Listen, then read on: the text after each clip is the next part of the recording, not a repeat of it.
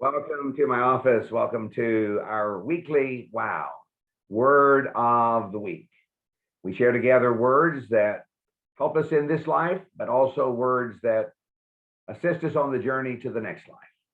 As always, you can find written copy on my website at the link that is provided. Our word this week is the word resting. When are you resting? When and how do you find spiritual rejuvenation? The first chapters of the Bible speak of the rhythm of activity and rest. God created the world in 6 days that are described in the phrase evening and morning. The evening and morning were the first day, the second day. That phrase may suggest that rest is preparation for work. In much of the world today, we have that reversed. After I have worked, I need to rest. After creation was finished, God rested. We all need times when we rest and reset, take the pressure off, relax, refresh. Physically, our bodies need sleep. Our muscles need downtime. In fact, strength is built in the rhythm of activity, resting, activity, resting. During my years in ministry, I spent a lot of time counseling. I remember a counseling credentialing workshop in which it was suggested that the energy required for 1 hour of counseling was approximately equal to the energy required for 6 hours of ministry activity. In counseling and also in emotionally stressful ministry times of death, serious illnesses, accidents, the opportunity to step back and renew emotional and spiritual strength is essential. That principle applies in all of our lives spiritually.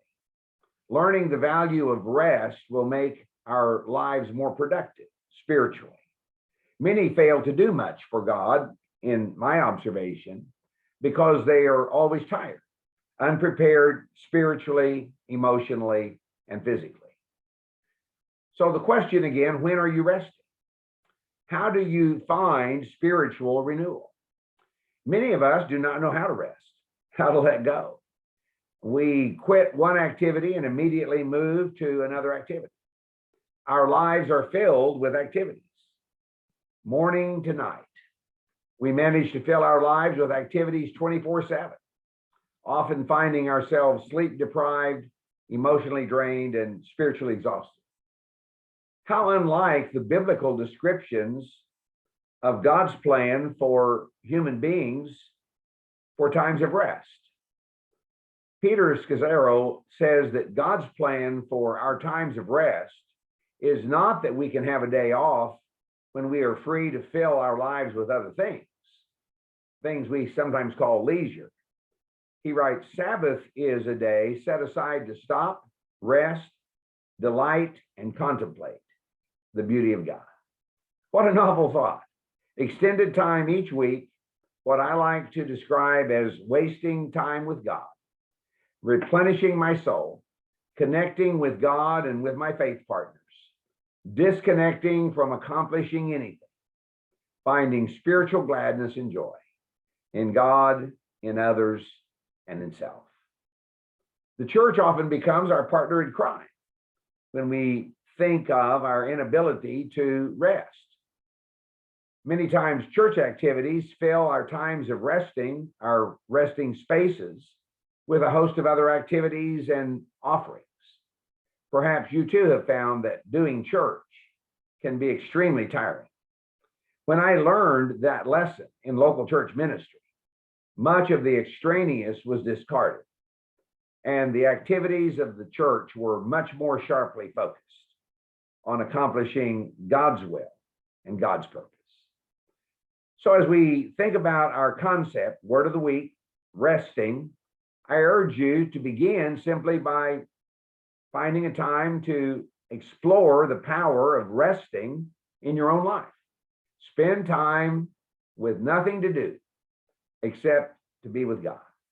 And you will probably find it difficult at first. No agenda, no being distracted by all of the things that you need to get done. When you spend your resting day or your resting time doing all of the things that you didn't get done before, you are not really resting. It's hard to concentrate on God, hard to concentrate on spiritual matters when we fill our days with tasks or with leisure and fun.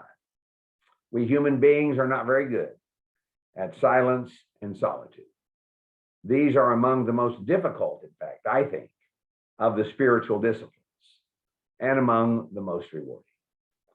So the question again, I echo, when are you resting?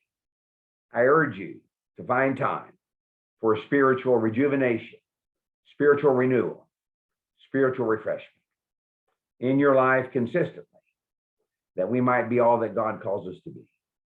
And begin now. Remember that I love you and God loves you. That's the way it's going to be. I always look forward to sharing together some thoughts from my heart, trusting that as our hearts connect, that we might become more adequate, more faithful, more committed servants of Jesus Christ, capable of accomplishing his will through the life that he gives us. Until we're together again next week for another Word of the Week, my prayer as always is that God will richly bless you.